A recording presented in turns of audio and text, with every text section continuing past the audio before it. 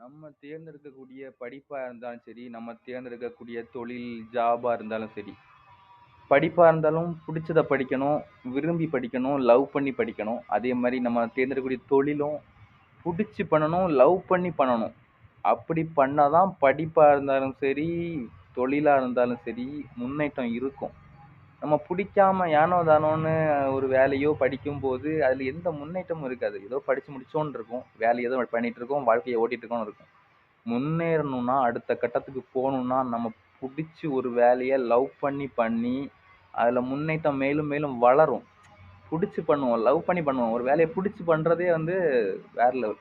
நம்ம எந்த லெவலுக்கு போனாலும், அது எதுக்கு அந்த பெரிய லெவலுக்கு போறோம்னா, அந்த பணத்தினாலயும், அந்த பதவியினாலயும், நம்ம வாழ்க்கை வந்து இன்னும் சுவாரஸ்யமா இருக்கும். நம்ம வாழ்க்கை இன்னும் சந்தோஷமா வாழணும் அப்படிங்கிறதுக்காக இந்த பணத்த கொண்டு நம்ம சந்தோஷமா வாழலாம். இந்த மாரிலாம் ஒவ்வொரு லெவலா போயிட்டு இருக்கும்.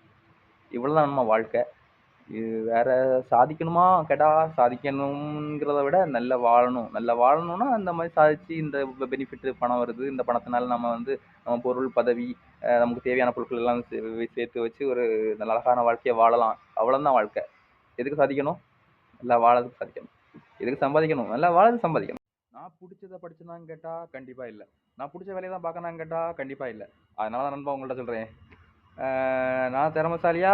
தெரியாது. ஆனா நமக்குன்னு நம்ம ஒரு ஸ்டைல உருவாக்கணும். யூடியூப்ங்கிறது அது ஒரு அழகான ஒரு இணையதளம். இந்த இணையதளம் வந்து எல்லாருக்குமே யூஸ்ஃபுல்லா இருக்கும். ஆனா நம்ம தேவையானத மட்டும் பண்ணா நல்லா யூஸ்ஃபுல்லா இருக்கும். தேவையில்லாததெல்லாம் பண்ணா அந்த மொபைல் அடிக்ட் ஆயிருவோம். ஆ மத்தபடி எல்லாமே தேவைதான், இதுவும் தேவைதான். ஆனா எல்லாமே அளவோட தான் இருக்கணும். அளவுக்கு மீறினால் அமிர்தமும் நஞ்சு சொல்லுவாங்கல்ல. அது எல்லாத்துக்கும் சூட் ஆகும். இந்த மொபைலுக்கும் சூட் ஆகும், சாப்பாடுக்கும் சூட் ஆகும், வேலைக்கு கூட சூட் ஆகும். எல்லாமே அளவோட இருக்கணும். அப்ப எல்லாமே கரெக்ட்டா